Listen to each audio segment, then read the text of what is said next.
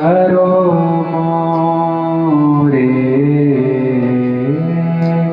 श्री कृष्ण चैतन्य प्रभु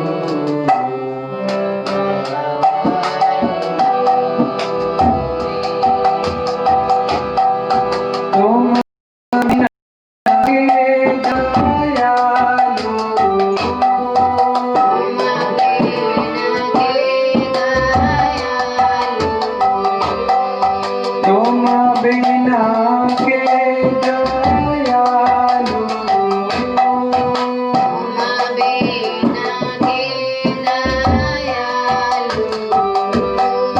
जगत संसारी श्री कृष्ण चैतन्य प्रभु दया करो।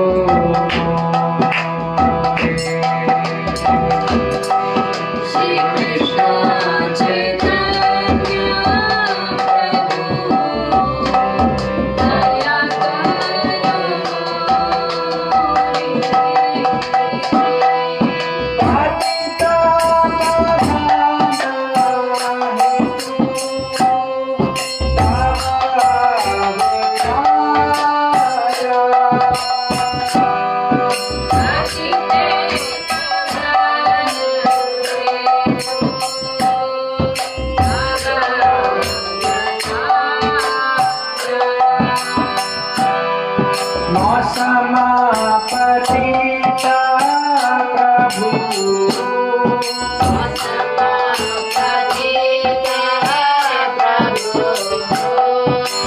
समापतिता प्रभु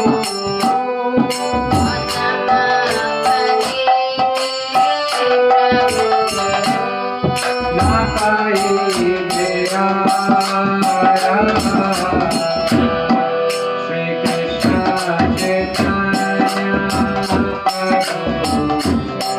दया करो। श्री कृष्ण दया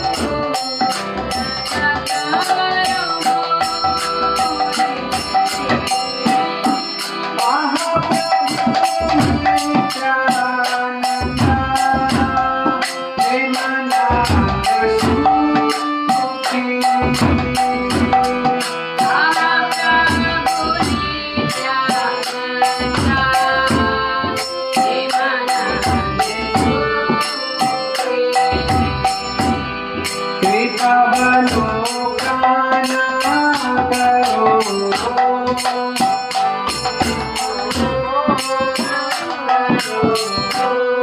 सीतापति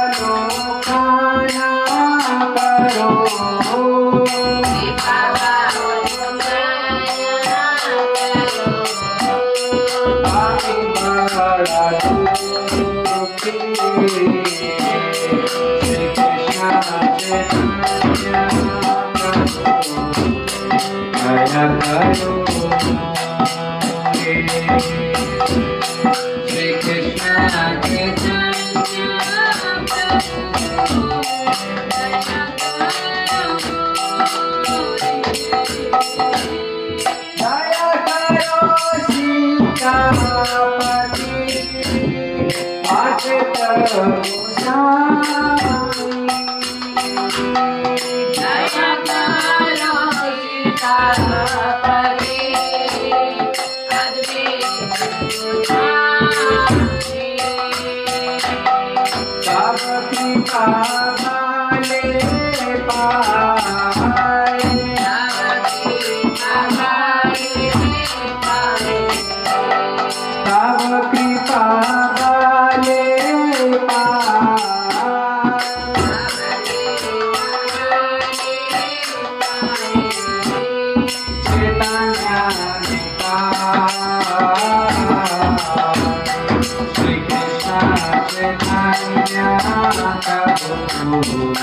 दया करो मोरे। श्री कृष्ण चैतन्य प्रभु दया करो मोरे।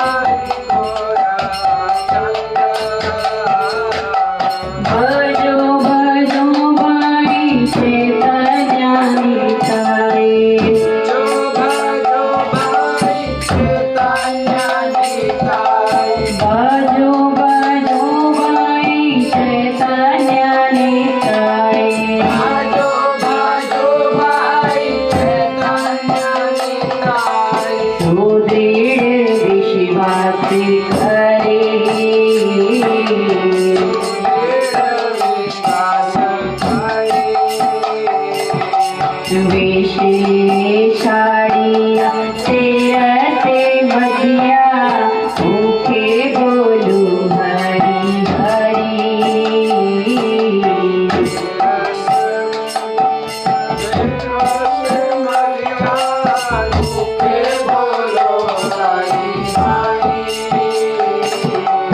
विशेषाड़िया तेरते बजिया भूखे बोलू हरि हरि।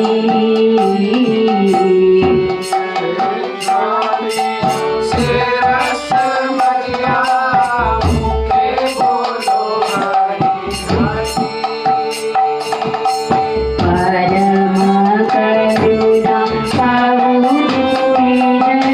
पिताई गौराचंद्र।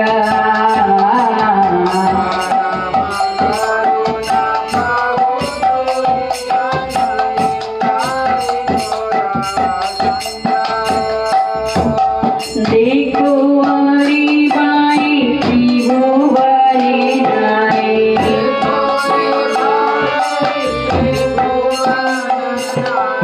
देखो रे भाई त्रिभुवने जाए।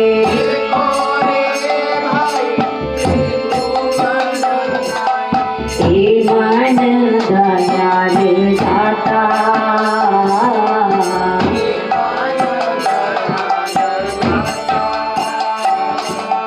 पशु पक्षी जुए पाषाण बिगड़े तूने यार गुने आता।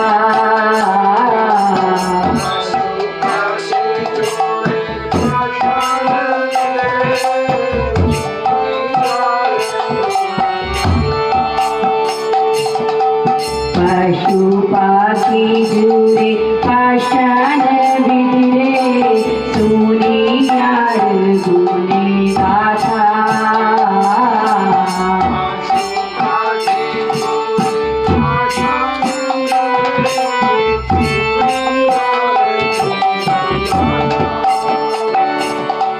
परम करुणा बहुजन पिताई गौराचंद्र।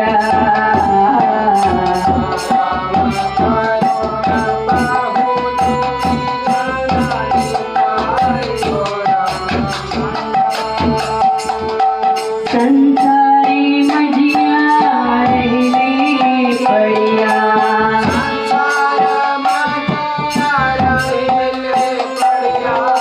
संसारी मजिया रहने पड़िया।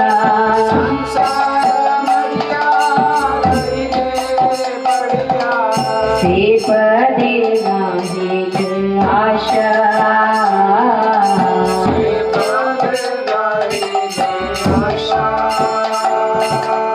आपन कर बुझाए श्रवण कहिए लोचन सास।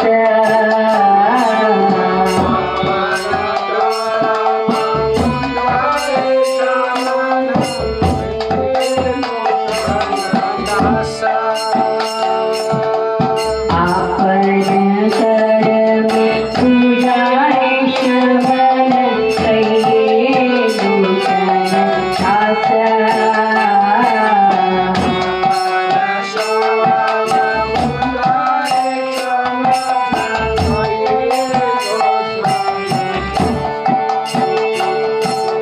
परम करुणा बहुजन पिताई गौराचंद्र।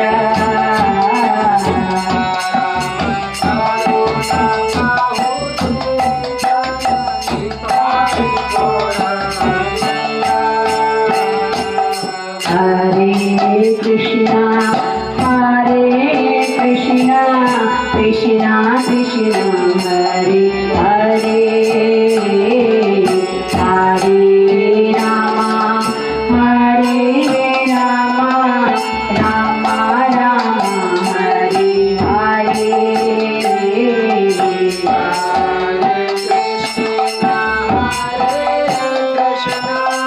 Krishna Krishna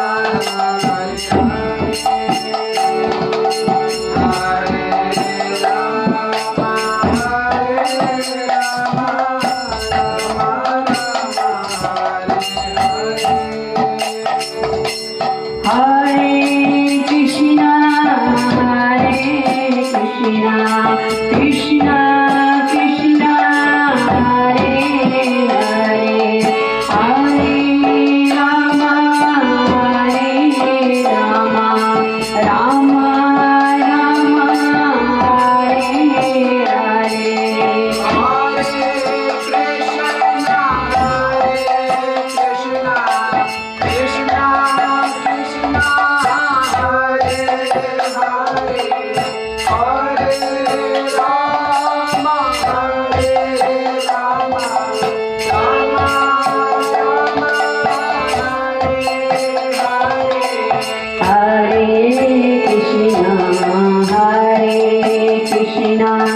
Krishna Krishna, Hare Hare, Hare Rama, Hare Rama, Rama Rama, Hare Hare.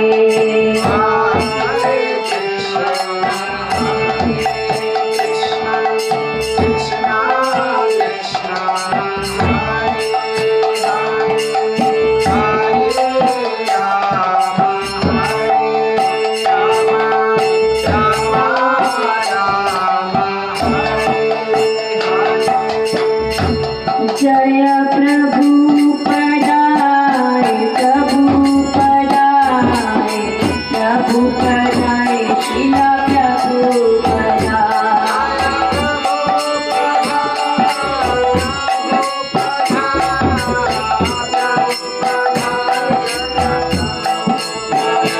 जय जय प्रभु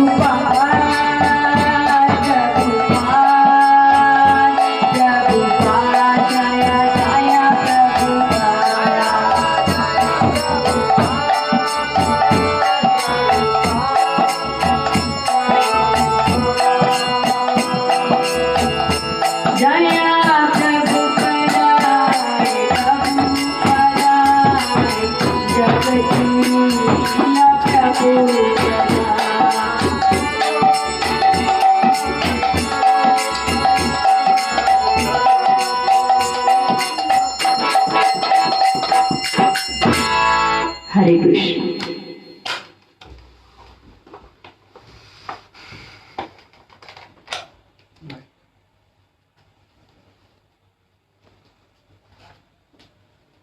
हरे कृष्ण।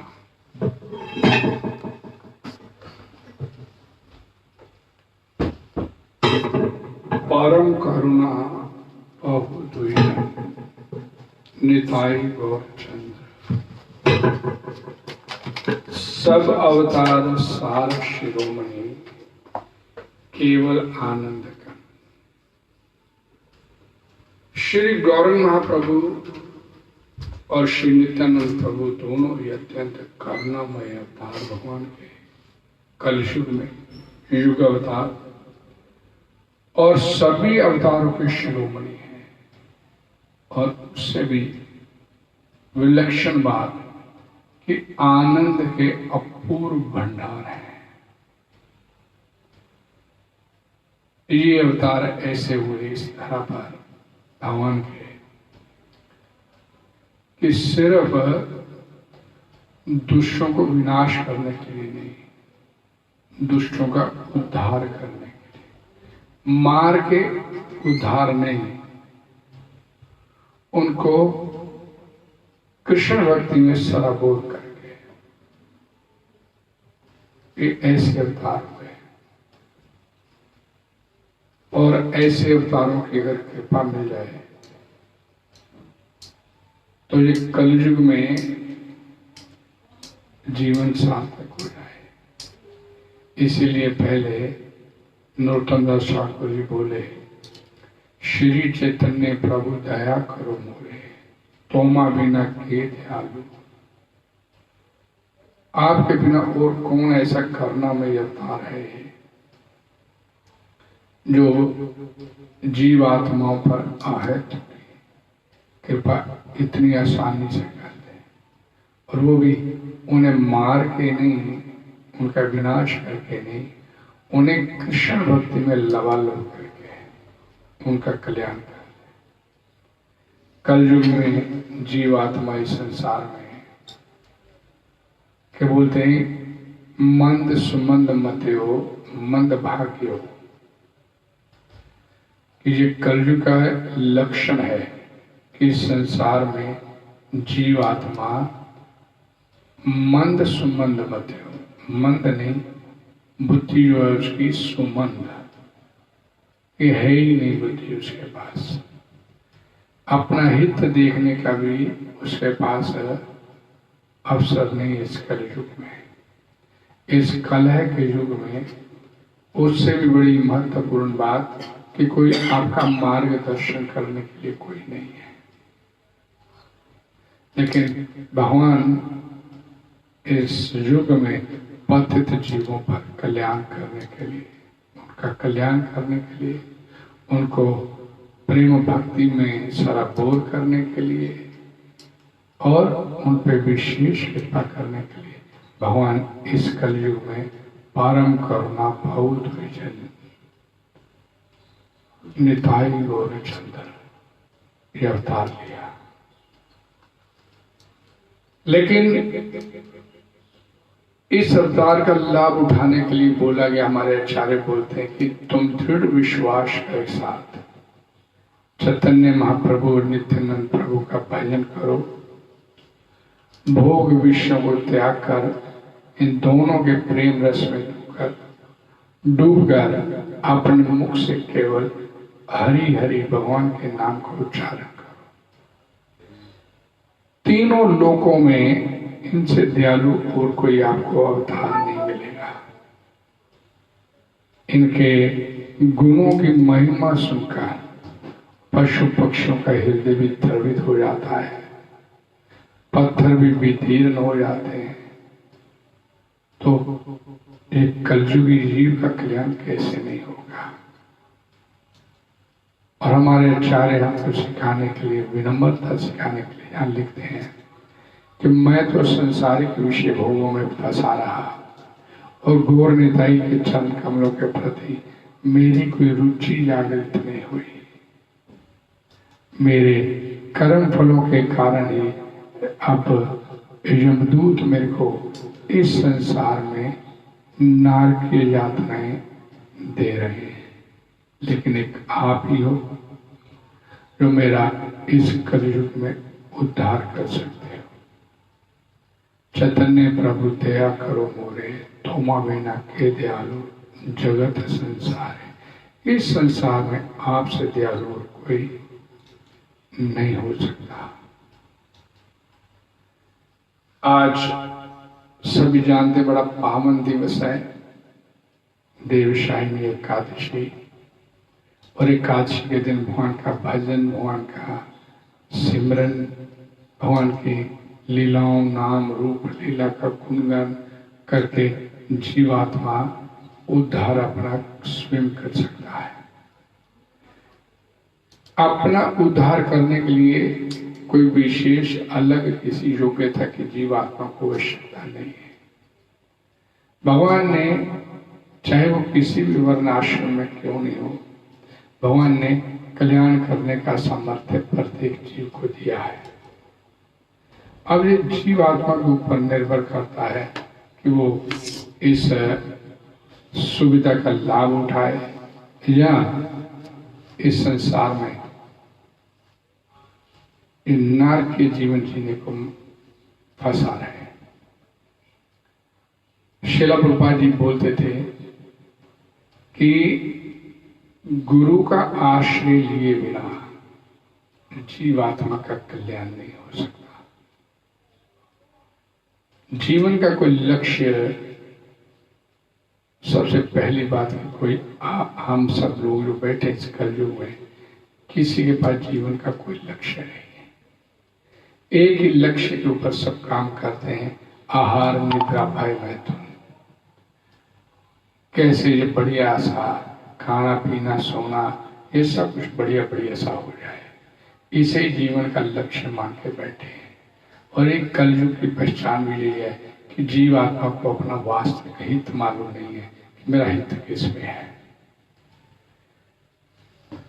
आप अपने जीवन में अनुभव करेंगे कि जब हम अपने भौतिक जीवन में कोई अपने जीवन का लक्ष्य बनाते हैं तो उसे प्राप्त करने के लिए दिन रात कड़ी परिश्रम करते हैं। लक्ष्य प्राप्त करने के लिए दिन रात एक कर देते हैं। खाने पीने की चिंता नहीं रहती, सब काम छोड़ देते हैं। एक लक्ष्य जब आपके पास है, भौतिक जीवन का लक्ष्य जब आप अपना बना लेते हैं, आपने अपना भौतिक जीवन का लक्ष्य बना लिया कि मेरे को मकान की प्राप्ति करनी है, तो उसके लिए कितना परिश्रम करते हैं। उस मकान का लक्ष्य प्राप्त करने के लिए कि मेरे पास अपना मकान हो जाए, तो उसके लिए कितने प्रकार के उद्यम करते रहते हैं संसार में। लेकिन लक्ष्य बनाया तो उसके ऊपर काम करते हैं। और आध्यात्मिक जीवन में प्रगति नहीं करने के पीछे हमारा एकमात्र कारण कि हमने अपने जीवन में कभी भी अपने आध्यात्मिक लक्ष्य को निर्धारित ही नहीं किया। किसी ने बोला 16 माला जाप करनी है, 4 नियमों का पालन करना है, तो करना शुरू कर दिया। किस लिए करना है? विवास भगवत धाम जाना है। लक्ष्य तो पता चल गया, लेकिन उसके ऊपर जितना हम इस भौतिक लक्ष्य को संसार में आने के बाद प्राप्त करने के लिए दिन रात एक कर देते हैं, उसी तरह इस आध्यात्मिक लक्ष्य को प्राप्त करने के लिए कभी भी हम अपने जीवन में संजीदगी से काम नहीं करते हैं। यही कारण है कि हम अपने लक्ष्य को प्राप्त नहीं कर पाते, जबकि भौतिक जीवन के लक्ष्य को कभी भी किसी भी स्तर पर प्राप्त करने के लिए उद्यमशील बने रहते हैं। जीवन का लक्ष्य क्या? श्रील प्रभुपाद जी के एक शिष्य थे हांगकांग में। उन्होंने अपना जो वर्किंग फील्ड था हांगकांग में को श्रील प्रभुपाद जी द्वारा जो निर्धारित था प्रचार प्रसार करने का क्षेत्र, जो ने श्रील प्रभुपाद जी ने एक तय करके दिया था, उसको छोड़ दिया और श्रील प्रभुपाद से कोई अनुमति भी नहीं मांगी, छोड़ के चले गए। और कुछ सालों के बाद श्रील प्रभुपाद जी को वही भक्त, उनके वही शिष्य, किसी एक जगह उनका आमना सामना प्रभुपाद जी के साथ हो गया। तो प्रभुपाद जी ने उस समय उनको बहुत डांट फटकार लगाई कि अगर गुरु के द्वारा दिए गए लक्ष्य को छोड़ के अपने जीवन में मनमानी करेंगे तो सिवाय इस संसार में दुखों के और कुछ प्राप्त नहीं होने वाला। गुरु को आपसे कुछ चाहिए नहीं। गुरु चाहता है कि मैं आनंद में जीवन बिता रहा हूं, तो मेरा शिष्य भी आनंद में जीवन बिताए। और इसी के लिए गुरु अपने शिष्य को प्रताड़ित भी करता है, तो उसके हित के लिए करता है। उसमें गुरु का अपना कोई मंतव्य नहीं होता। तो श्रील प्रभुपाद ने अपने शिष्य को खूब प्रताड़ित किया, डांट फटकार लगाई। और उस समय श्रील प्रभुपाद ने उसको एक कहानी बताई कि एक व्यक्ति एक पेड़ की टहनी के ऊपर बैठकर उसकी चिराई कर रहा था। जिस टहनी की वो चिराई कर रहा था उसी के ऊपर बैठा हुआ था। उधर से एक राहगीर निकला। उसने उसे बताया कि भाई जब ये टहनी कट जाएगी तो तुम भी इतने ऊंचाई से पेड़ की टहनी के साथ नीचे गिरोगे। तो उस व्यक्ति ने उस राहगीर की बात को अनसुने करते कहा, जाओ जाओ, मुझे तुम्हारे से कोई मतलब नहीं है, अपना रास्ता नाप लो। और व्यक्ति चुप करके चला गया। उधर वो व्यक्ति जिस पेड़ की टहनी की चिराई कर रहा था, जब वो चिराई पूरी हो गई तो धड़ाम से उस टहनी के साथ नीचे जमीन पे आके गिरा। अब वो व्यक्ति नीचे गिरा तो उठते ही वो सीधा भागा उस दिशा की तरफ जिधर वो राहगीर उसको चेतावनी देके गया था, जिधर वो राहगीर गया था उसके पीछे पीछे। और आगे जाके उसने सुराग पकड़ लिया और उसके चरणों में गिर गया। अरे भाई, आप तो ज्योतिषी हो, आपको तो भविष्य का अनुमान था। और ऐसा कहता हुआ उसके चरणों में लौटने लगा। श्रील प्रभुपाद जी और अपने शिष्य को बोले, यही स्थिति हमारी भी है। अपनी मन मर्जी करते हुए संसार में सिवाय दुखों के और कुछ प्राप्त नहीं कर पाएंगे। ये हमारी स्थिति है। हमने कभी भी अपने जीवन में अपने आध्यात्मिक लक्ष्य को कभी भी निर्धारित नहीं किया। ऊपरी तौर पे किया। कोई पूछेगा, भाई क्या करना चाहते हो जीवन में? भाई जी, भगवत धाम जाना है, भगवत प्रेम की प्राप्ति करनी है। लेकिन उस लक्ष्य को प्राप्त करने के लिए कभी भी हमने उतनी संजीदगी, उतनी तत्परता से काम नहीं किया। कभी भी जिस तत्परता और संजीदगी से हम भौतिक लक्ष्य को प्राप्त करने के लिए प्रयासरत रहते हैं, ये हमारे जीवन की विडंबना है कि हम इस संसार में जो नहीं करना उसे तो भाग भोग के करते हैं, और इसे करना चाहिए उसकी तरफ कभी भी सीरियसली और सिंसियरली कभी प्रयास नहीं किया। जबकि इधर प्रयास करने की आवश्यकता भी नहीं है। भगवान कृष्ण तो आपको नित्य प्राप्त है। ईश्वर सर्वभूता नाम हृदय भगवान कहते हैं, मैं आपके हृदय में बैठा। वो तो आपको नित्य प्राप्त है, वो आपसे अलग नहीं हुआ। लेकिन हमने अपने आप को उससे अलग करने का जन्म जन्मांतर से ही प्रयास किया। किसी ने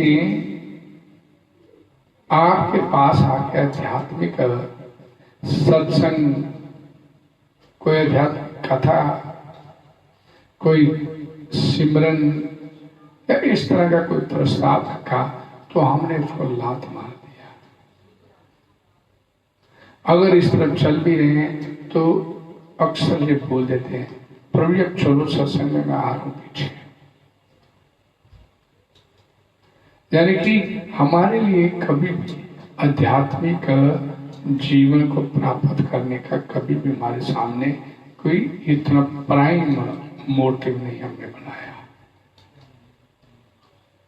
और फिर जो लोग इस रास्ते पर चलते हैं, संत महात्मा, और देखिए बड़ी रोचक बात है कि जो संत महात्मा चल रहे हैं इस रास्ते पर, उनके पास जाके बाजी महात्मा जी, प्रभु जी, अब भगवान के दर्शन करवा दीजिए, ऐसी मांग रख देते हैं। इस तरह की मांग रख लेते हैं। भगवान श्री कृष्ण ने अर्जुन को अपना विराट रूप दिखलाया। महाभारत के युद्ध से ठीक पहले भगवद गीता का ज्ञान देते हुए अर्जुन उस भगवान के विराट रूप देखने का योग्य नहीं था, लेकिन भगवान श्री कृष्ण ने उन्हें योग्यता प्रदान की। क्यों? क्योंकि भगवान के सखा थे, भगवान के भक्त थे और भगवान के मित्र थे। भगवान का भक्त होना सबसे बड़ी योग्य था और भगवान ने उन्हें दिव्य दृष्टि प्रदान किया ताकि वो भगवान के उस विराट रूप और फिर उसके बाद चतुर्भुज रूप के भी दर्शन कर सके। वहां पर भगवान श्री कृष्ण बोलते हैं कि ये जो कृपा तुम्हारे ऊपर हुई है, तुमने दर्शन किए, इसे न वेदों पुराणों के पढ़ने से, न तपस्या करने से, न कोई दान त्याग इत्यादि करने से, न ईजिया, न धूप अगरबत्ती करने से मेरे इस कृपा को कोई प्राप्त कर सकता है। इस कृपा को अगर कोई प्राप्त कर सकता है तो तो उसके अंदर एकमात्र योग्यता जो भगवान श्री कृष्ण ने अर्जुन के अंदर देखी कि भगवान का भक्त है, ये मेरा भक्त है। ये योग्यता के आधार पर भगवान श्री कृष्ण ने अर्जुन को वो प्रदान कर दिया जो बड़े बड़े ऋषि मुनि लाखों हजारों करोड़ों सालों की तपस्या करके भी उस स्थिति को प्राप्त नहीं कर सकते। भगवान श्री कृष्ण को देखना चाहते हैं, हर व्यक्ति के अंदर मन में ये लालसा होती है तो भगवान के दर्शन करने चाहता है, लेकिन भगवान का दर्शन करने के लिए वो कभी भी ये नहीं सोचता कि मैंने बोल तो दिया संत महात्मा को कि मेरे को भगवान के दर्शन करवा दो, लेकिन ये नहीं सोचता क्या मैं वास्तव में उस परम सत्य परम तत्व के, उस सृष्टिकर्ता के, अनंत ब्रह्मांडों का जो मालिक है उसके दर्शन करने के मैं योग्य भी हूं। श्रील प्रभुपाद जी बोलते हैं कि ऐसे डिमांड करते हैं ये कर्मी लोग जैसे भगवान नहीं हो कि कोई बहरा है, वेटर है, आवाज मारी और सामने आपके हाजिर हो गया। इसके लिए आपके अंदर एक विशेष प्रकार की योग्यता होनी चाहिए। भगवान सभी को दर्शन देते हैं। भगवान किसी के साथ भेदभाव नहीं रखते हैं। कोई दर्शन करने का इच्छुक है तो भगवान उसे दर्शन मुहैया करवाते हैं। संतैव सदैव हृदयेश विलोकयन्ति प्रेमांजन अच्युत भक्ति विलोचने न भक्ता। प्रेम रूपी अंजन अपनी आंखों पे लगाने से संत महात्मा जो लोग होते हैं वो हर पल भगवान के दर्शन करते रहते हैं। तस्य हम न पर्नश्यामि सच में न पर्नश्यति। भगवान बोलते हैं कि जो सब जगह मेरे को देखता है, जो माम पश्यति सर्वत्र मयि च पश्यति, जो सब में मेरे को देखता है। तस्य अहम न पर्नश्यामि सच में न पर्नश्यति। ना मैं फिर उसके सामने से ओझल हो पाता हूं और वो भक्त मेरे सामने सदैव मेरा हर समय दर्शन करता है। भक्ति ही एकमात्र ऐसी योग्यता है जो किसी भी जीव को इस योग्य बना देती है कि वो सीधा भगवान के सामने रूबरू आ सके। श्रील प्रभुपाद ने अपने एक शिष्य को इस बाबत बड़ी सुंदर कथा सुनाई। ये एक बड़ी, श्रील प्रभुपाद बोलते थे सुनाने से पहले की बड़ी निर्देशात्मक कथा है। इस कथा को सुनने से आपके अंदर भगवान का दर्शन प्राप्त करने की ललक पैदा हो जाएगी।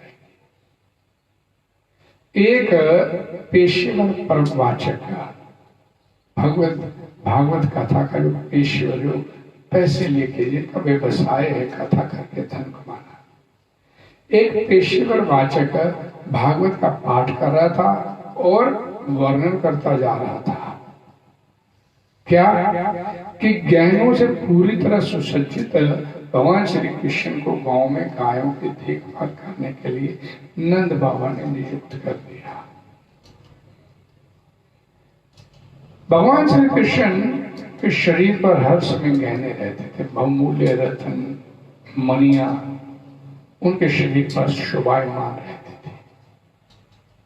श्रीमद् भागवतम में वर्णन भी आता है कि भगवान श्री कृष्ण जब किसी के घर में मक्खन चुराने के लिए जाते थे, उस घर में अंधेरे में मक्खन को अगर किसी गोपी ने छिपा के रखा हुआ है तो लेकिन भगवान के शरीर पर जो सुसज्जित शोभायमान जो बड़ी बड़ी नील मणियां होती थी, उनके प्रकाश से, उनकी रोशनी में ही भगवान श्री कृष्ण और उनके संगियों को पता चल जाता था कि मक्खन कहाँ पर छिपा है।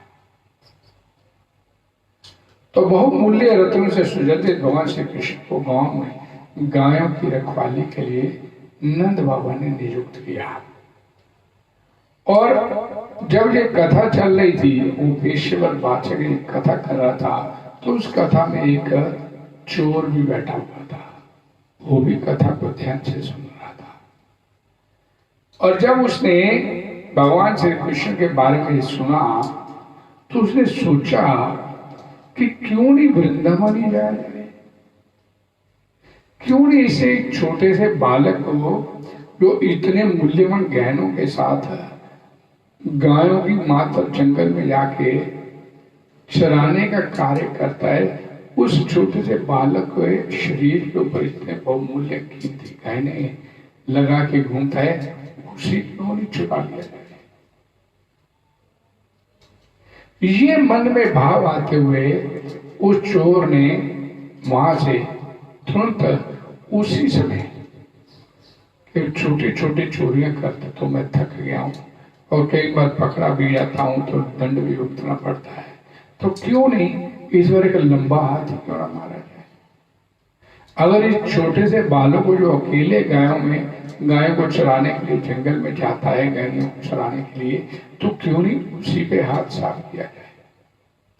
और ये सोचकर कि मैं बच्चे को तो काबू कर ही सकता हूं, छोटा बच्चा है, ये सोचकर उसने तत्काल उस लड़के को पकड़ने की योजना बनाई और सीधा वो वृंदावन पहुंच गया। वृंदावन में उसके मन का एक ही इरादा था, और वो इरादा बड़ा गंभीर लेके आया था कि किसी तरीके से कृष्ण नाम के बालक को मेरे को पकड़ना है। ये इरादा गंभीर भी था और सोच रहा था कि मुझे इस लड़के को अवश्य हर हालत में खोजना है, तभी मेरा जीवन जो है आनंद में बन सकता है। ये मन में बात, और वो वहां पर एक ही ध्येय लेकर वो वृंदावन में पहुंचा, उस बालक की खोज करने लगा। उसके मन में यही था कि ये बालक अगर पकड़ा जाए तो जन्म जन्मांतर जितनी राशि, धन राशि में एक ही बार में प्राप्त कर लूंगा, रातों रात ही करोड़पति अरबपति बन जाऊंगा। इतने बहुमूल्य रतन मनिया लेके अपने शरीर पे घूमता है, और उसका ध्येय ये था कि मुझे कृष्ण मिल जाए, मुझे कृष्ण मिल जाए। इस चिंता और इस उत्सुकता से उसके मन में जो उत्सुकता थी, उसने ये संभव बना दिया कि वृंदावन में उसे भगवान श्री कृष्ण के दर्शन हो गए, क्योंकि उसके अंदर एक लगन पैदा हो गई कि ऐसा बालक एक ही झटके में सब कुछ प्राप्त कर लूंगा। और उस लगन, उस संजीदगी, उस निष्ठा के चलते हुए उस चोर को वृंदावन में भगवान श्री कृष्ण के दर्शन हो गए। उसने भगवान श्री कृष्ण के उस रूप को, जैसा उसने वहां पर पेशेवर बादशाह की कथा में सुना था, वैसे एकदम रूबरू जो उसके मन में चित्र बना था कि श्री कृष्ण ऐसा होगा ये वाले, वैसा ही एकदम जो अपने मन में वो छवि बना के आया था वृंदावन उस बालक कृष्ण को पकड़ने के लिए, कि वो बालक इस प्रकार का होगा, करोड़ों के गहने उसके शरीर पर, तो सेम रूप भगवान श्री कृष्ण के उसको दर्शन हो गए। और उसने उस भागवत के कथाकार को सुनने के बाद, उस रूप के दर्शन करने के बाद, उसने तत्काल कृष्ण के साथ मित्रता का संबंध बनाना शुरू किया। तुम कितने अच्छे हो, छोटे से बालक हो, कितने सुंदर हो, कितना आपका रूप कितना सुंदर है। ये सोचते, ये बातें करते हुए उन्हें भगवान श्री कृष्ण के उस रूप के साथ मित्रता का संबंध बनाया। और फिर उसके साथ और रोजाना 2-4 दिन मित्रता का संबंध बनने के बाद रोजाना वो कृष्ण के साथ गैया चराने, कृष्ण के साथ रहने लगा जंगल में। कृष्ण संध्या समय वापस चला जाता तो अगले दिन इंतजार करता, कोई बात नहीं, एक दिन इसे सारे गहने अवश्य हासिल कर लूंगा। और फिर एक दिन उसने भगवान श्री कृष्ण को एक छोटा सा बालक समझते हुए उसे सीधी डिमांड किया, अरे तुम इतने गहने लेके अपने शरीर पर घूम रहे हो, ये मेरे को दे दो, मित्र तुम्हारा, अब तो मित्र बन गया ना, ये गहने मेरे को दे दो। तो भगवान श्री कृष्ण ने उस बालक की नहीं नहीं, मेरी यशोदा मैया बहुत नाराज हो जाएगी, मैंने अगर ये सारे गहने दे दिए, आपको दे दिए, तो मैया तो मेरे को बहुत डांटेगी, बहुत मारेगी वो तो। और ऐसा कहते हुए भगवान श्री कृष्ण ने उस चोर को एक बार के लिए टाल दिया। लेकिन वह चोर भगवान श्री कृष्ण के लिए अधिक उत्सुक, अटैच, आसक्त होता चला गया। कृष्ण की संगति के कारण उसके मन के अंदर धीरे धीरे शुद्धता आनी शुरू हो गई। शास्त्र बोलते भगवान शुद्ध है, अति शुद्ध है, जो भी उनके संपर्क में आता है वो भी शुद्ध अति शुद्ध होता चला जाता है। उसके अंदर किसी भी प्रकार की कामना, संसारिक भोग विषय के प्रति उसकी आसक्ति धीरे धीरे खत्म होती चली जाती है। और चोर भगवान श्री कृष्ण के प्रति अधिकाधिक अटैच, आसक्त होता चला गया। और एक दिन भगवान श्री कृष्ण ने, उस बालक ने उस चोर को कहा, भाई ये ले मेरे जितने गहने मैंने सारे तेरे को दे दिए। और सारे गहने उतार के उसने भगवान श्री कृष्ण ने उस चोर के आगे रख दिए, ले लो, अच्छा तुम्हें गहने चाहिए थे, ये लो तुम सारे गहने ले। लेकिन उस समय तक वो चोर भगवान श्री कृष्ण का एक भक्त बन चुका था।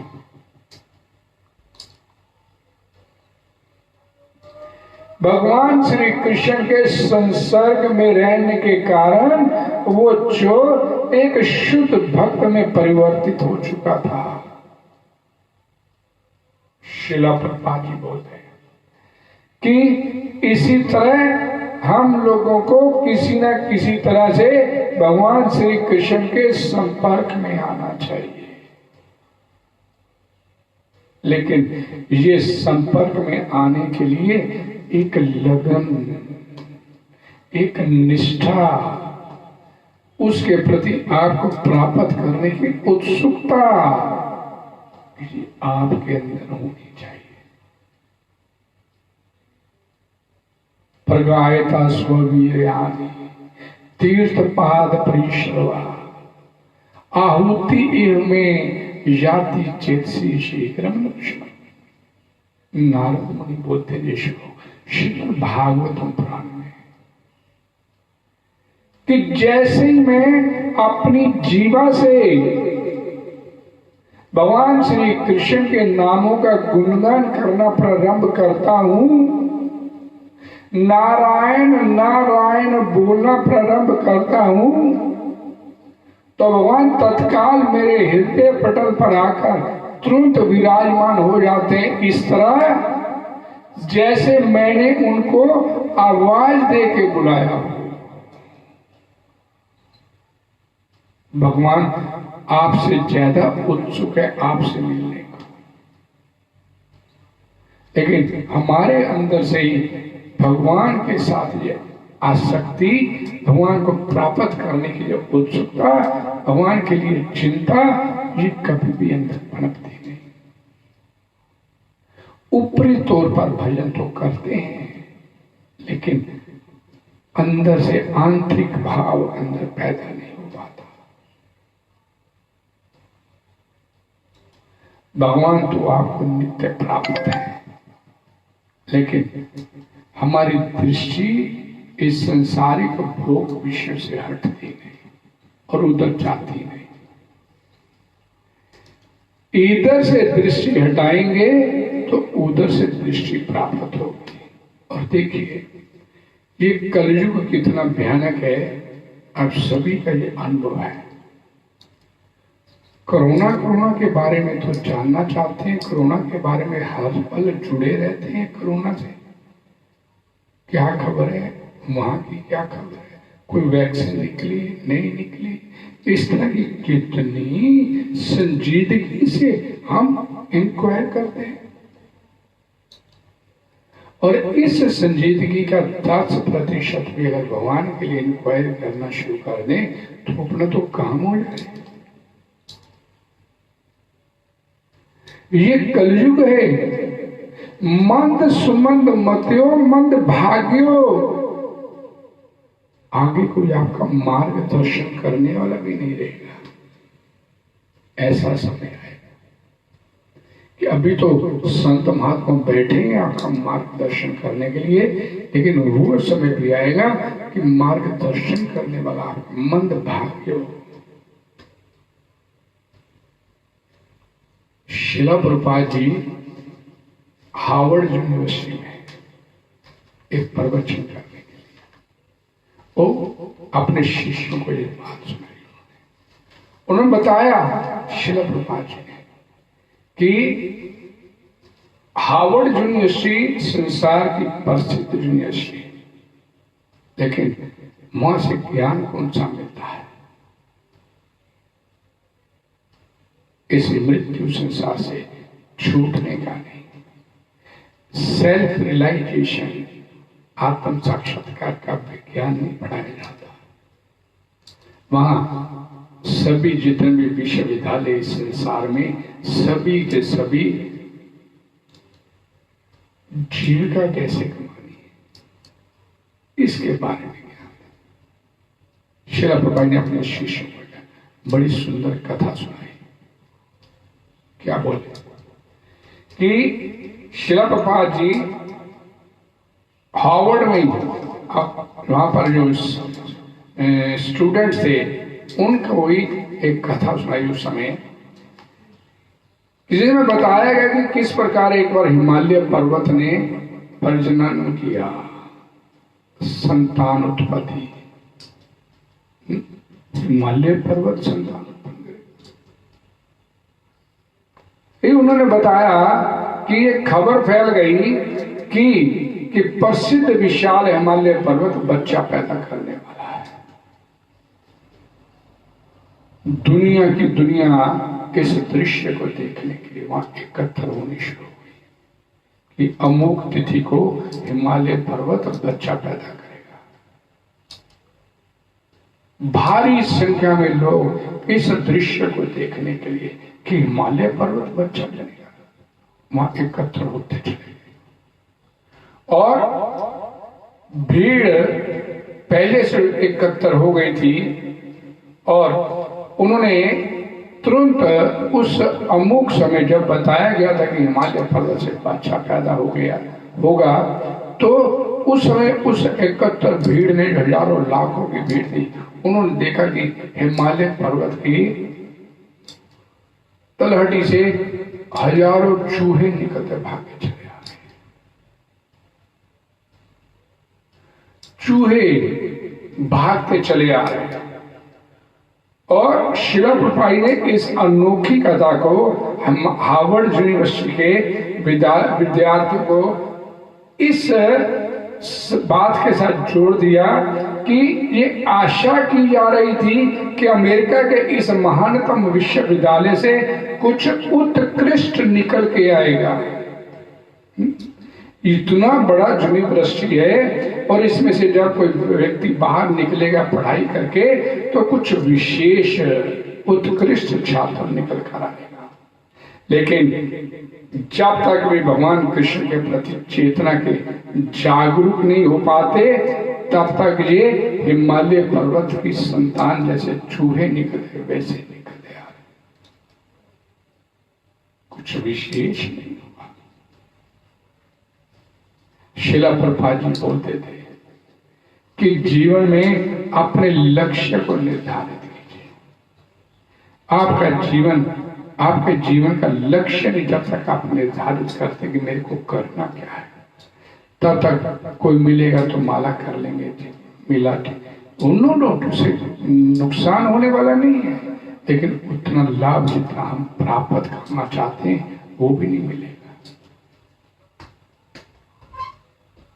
अपने जीवन को संजीदगी के साथ अपने आध्यात्मिक लक्ष्य को निर्धारित करने के बाद उसे प्राप्त करने के लिए सीरियसली और सिंसियरली प्रयास किया जाना चाहिए।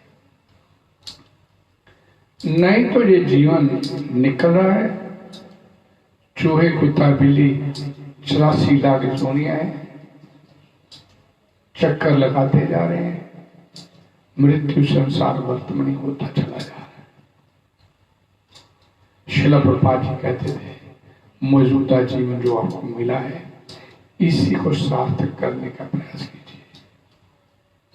ये मत सोचिए कि अगले जन्म में भी तो बहुत पाप है, इस जन्म में तो कल्याण नहीं हो सकता। नहीं, इसी जन्म में कल्याण संभव है।